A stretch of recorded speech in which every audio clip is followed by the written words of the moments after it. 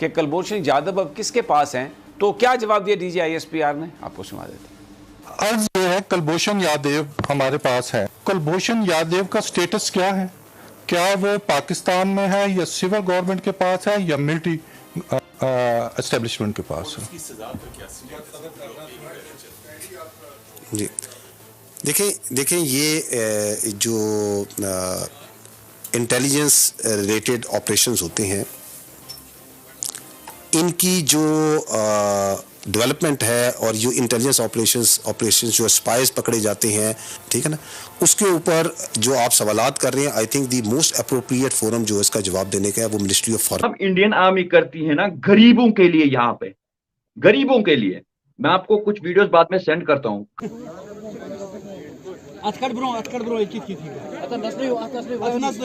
गरीबों के लिए जिनको आग लगती है या कुछ, इंडियन आर्मी सामने होती है अनाज लेके। इंडियन आर्मी यूथ को आगे चलाने के लिए फर्स्ट स्टेप पे होती है। कुलभूषण जाधव जी के मामले पर इस तरीके से पल्ला झाड़ लेना, ये कुछ ना कुछ सवाल अपने आप में उठाता है। क्यों नहीं उठाता है सवाल? क्योंकि आप साफ तौर पर देखो, पहले भी फौज से इस मामले में सवाल पूछे गए हैं और पहले भी फौज ने बेबाक तरीके से जवाब दिए हैं।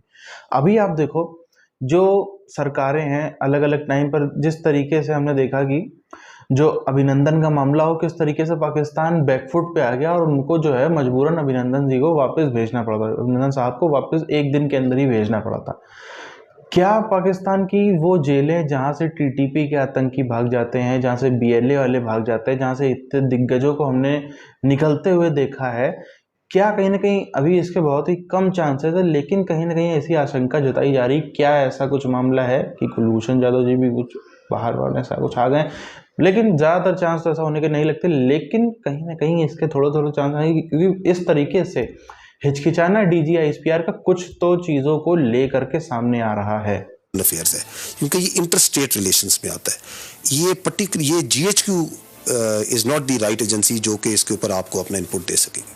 अच्छा ये जवाब है कि आप बिल्कुल, ये फ़ौज का कोई काम नहीं है कि वो जो दूसरे ममालिक के साथ ताल्लुकात के हवाले से गुफ्तगू है वो करें, DGISPR करें।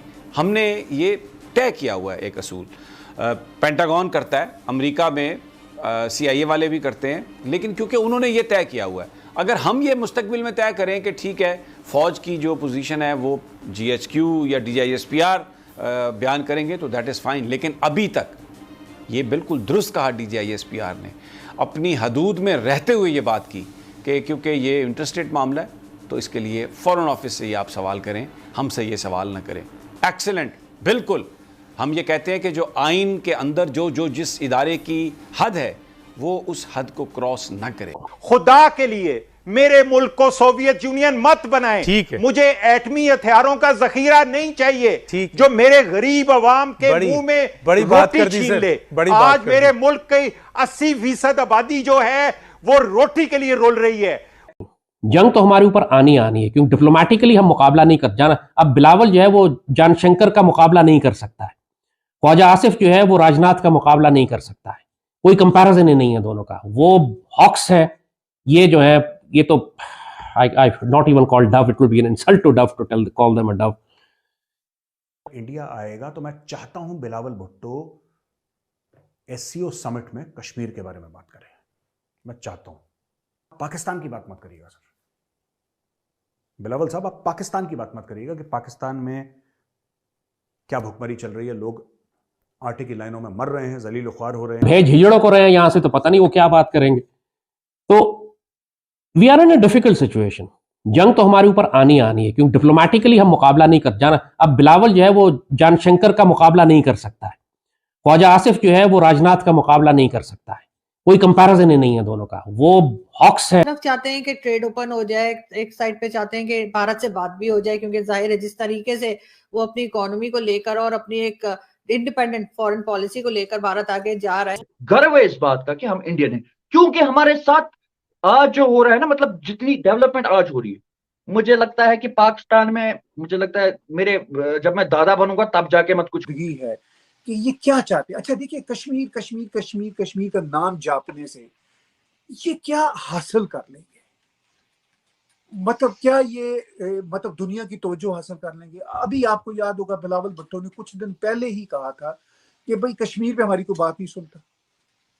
तो जब इनको इस बात की रियलाइजेशन भी है कि हमारी कोई बात कश्मीर पे नहीं सुनता, फिर ये कश्मीर कश्मीर की गर्दान।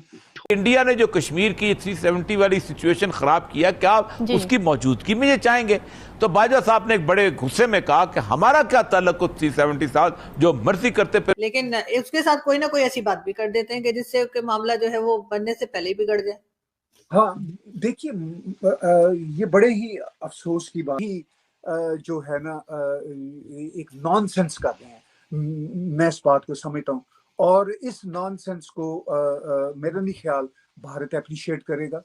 इस नॉनसेंस को भारत इसका सख्त नोटिस लेगा और न सिर्फ भारत बल्कि इंटरनेशनल कम्युनिटी भी इसका सख्त नोटिस लेगी। अच्छा, मुझे ये बताएं कि क्या जर्मनी और जापान के पास सेकेंड वर्ल्ड वॉर के बाद अपने मुल्क की हिफाजत के लिए एटमी हथियार है? और क्या वो दुनिया की तीसरी और चौथी बड़ी इकॉनमी हैं या नहीं? क्या सोवियत यूनियन दुनिया का सबसे बड़ा एटमी हथियारों का जखीरा होने के बावजूद टुकड़े टुकड़े नहीं हुए? कोई एक फर्द भी इंडिया से उठने वाले थ्रेट्स की बात नहीं करता। Can you imagine this? मैं धड़ाधड़ उन ग्रुप्स में पोस्ट कर रहा होता हूं कि इंडिया की मिलिट्री डिप्लॉयमेंट ये है, प्रिपरेशन ये है, उन्होंने बयानात ये दिए हैं और वो ये हमला कर रहे हैं और ये फॉल्स फ्लैग हो गया और ये प्रिपरेशन है और ये जंगी तैयारियां। एक भी कमेंट पूरे पाकिस्तानी मीडिया या पॉलिटिशियंस हुआ? क्या दुनिया में साउथ कोरिया जैसी कंट्रीज या दुनिया में और जितनी कंट्रीज और नेशंस जिन्होंने तरक्की की है, क्या एटमी हथियार के बलबूते पे की है? एटमी हथियार अगर आप इसी इंटरव्यू में देखें तो इमरान खान कह रहे हैं कि इसने डेटरेंस का रोल प्ले किया है। वी आर कंप्लीटली आउटगन्ड है। Diplomatically we are outgunned. हमारे पास हथियार ही नहीं है डिप्लोमेटिक जंग लड़ने के लिए। Information warfare they are powerful again. और हमारे पास हमारी गवर्नमेंट, हमारे रिसोर्सेज, वी आर टोटली, पूरी रियासत इस वक्त सिर्फ सुप्रीम कोर्ट और इलेक्शन और पंजाब इलेक्शन में फंसी हुई है। Nobody is interested. मैं कम से कम 10-12 बड़े मीडिया ग्रुप्स के अंदर हूं व्हाट्सएप के ऊपर और हजारों मैसेजेस डेली, जाहिर है उसमें वो पूरे पाकिस्तान के सारे media analyst, anchors, journalist, politicians उन ग्रुप्स के अंदर है। खड़ा होता है। ठीक है, आपका दुश्मन आपके सामने कश्मीर की वजह से खड़ा है। अगर कश्मीर का मसला हल हो जाता है तो आपके लिए ये एटमी हथियार जो है रखना या ना रखना, ये जाहिर है कि ये एक पार्लियामेंट का काम होगा, एक हुकूमत का काम होगा, इसके अंदर कंसल्टेशन होगी। लेकिन एक पॉइंट ऑफ व्यू के लिहाज से तो मैं ये कहता हूं कि मेरे मुल्क को जापान बना दें, मेरे मुल्क को साउथ कोरिया बना दें, मेरे मुल्क को जर्मनी बना दें, बात करें। लेकिन हम भेज हिजड़ों को रहे हैं यहां से, तो पता नहीं वो क्या बात करेंगे। तो we are in a difficult situation. Pakistani पत्रकार का कुलभूषण जाधव जी पर सवाल पूछना और DGISPR का इस तरीके से पल्ला झाड़ लेना, ये बड़े संकेत। अब मैं यहाँ पे किसी भी तरीके से ये नहीं कह रहा हूँ कि उनकी जो जेल है उससे कुलभूषण जाधव जी बाहर आ गए, ऐसा कुछ भी मौजूदा समय तक तो होता हो तो कहीं खबर भी ऐसी नहीं, और ऐसा संभवतः है भी नहीं पूरी तरीके से, क्योंकि इतनी चीज़ खुफिया होना थोड़ा सा मुश्किल लगता है कहीं ना कहीं। पर कहीं कुछ तो बात है, ऑफिशियल खबर तो दुनिया में कहीं भी नहीं है इंडिया की तरफ से, ना दुनिया के कहीं भी कुछ भी नहीं है। पर एक बात को देखा जा सकता है, सोचा जा सकता है कि आखिर इतिहास में भी जो DGISPR या पाकिस्तानी फौज का कोई भी ऐसा रिप्रेजेंटेटिव हो, उसने पल्ला इस तरीके से नहीं झाड़ा इन सब मामलों में जितना आज इस तरीके से हमने इस इंटरव्यू में झाड़ते हुए देखा। एक तो बात है, आप देखो पाकिस्तान की जेलें इतनी ज़्यादा सुरक्षित हैं, दुनिया की सबसे बड़ी फौज और दुनिया की सबसे मजबूत फौज के द्वारा इतनी सुरक्षित जेलें हैं। वहाँ से जो तहरीक तालिबान पाकिस्तान है उसके कितने सारे जो आतंकी वो निकल के भागे हैं, हमने देखा ही है। कितने सारे BLA के लोग निकल के भागे हैं उनके यहाँ पे, बल्कि जेलों में से लोग ऐसी खबरें कितनी सारी मैंने अपने चैनल पर डाली हैं कि आज एक किसी को पकड़ा और कल ही वो जेल से उसके साथी आए, तोड़ ताड़ के उसको मार, पूरे जेल तोड़ हमला करके उसको ले गए। ऐसी खबरें पाकिस्तान से भी आती रहती हैं। तो पाकिस्तान में ये कॉन्स्पिरेसी थ्योरी, इस पर कितना विश्वास किया जाता है, किस पर विश्वास नहीं किया जाता, कुछ भी कहना मुश्किल है।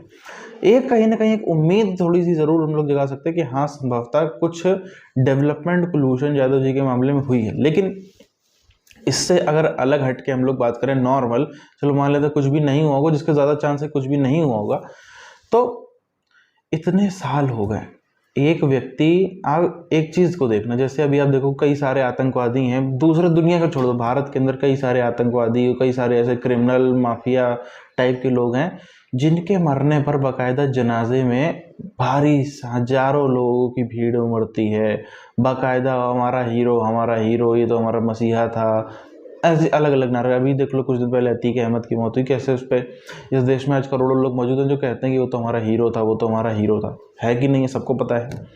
दूसरी तरफ एक व्यक्ति, एक तरफ आप देखो आतंकवादी जो माफियागिरी करते हैं, लोग कितने लोगों को मारा, उसको लोग हीरो बताने वाले लोग भी मौजूद हैं इसी देश में। दूसरी तरफ जो कोई व्यक्ति, आपने कई सारी रॉ बेस्ड मूवीज देखी होंगी, इसमें देखा होगा किस तरीके से सरकार पल्ला झाड़ लेती, भैया हमारा कोई लेना देना नहीं था, ये इंडियन नागरिक नहीं था, ये तो ये नहीं था, ये तो वो नहीं था, कोई होगा चोर अपराधी पकड़ो उसको, जो करना करो। यही स्टैंडर्ड रॉ का प्रोटोकॉल है, इसमें आप कुछ कह भी नहीं सकते। भाई खुफिया एजेंसी के काम तो इसी तरीके से होंगे, ये तो दिल पे पत्थर रख के जो भी कहें, लेकिन होता तो यही है। मतलब देश के लिए कुछ करने वाले को ना कोई मेडल, ना कोई अवार्ड, ना मिल भी नहीं सकता है, लेकिन कितनी बुरी जिंदगी, कम से कम एक बार में ऐसे लोग, एक बार में मौत आ जाती है, वो तो कम से कम इससे बेहतर है ऐसे रोज रोज तड़पते रहो, जिंदगी पूरी बिता दो उसी में, वो चीज ज्यादा खतरनाक है। इससे अंदर लगाओ कितने ज्यादा सेक्रीफाइस रॉ या बाकी खुफिया एजेंसी के लोग देश के लिए करते हैं।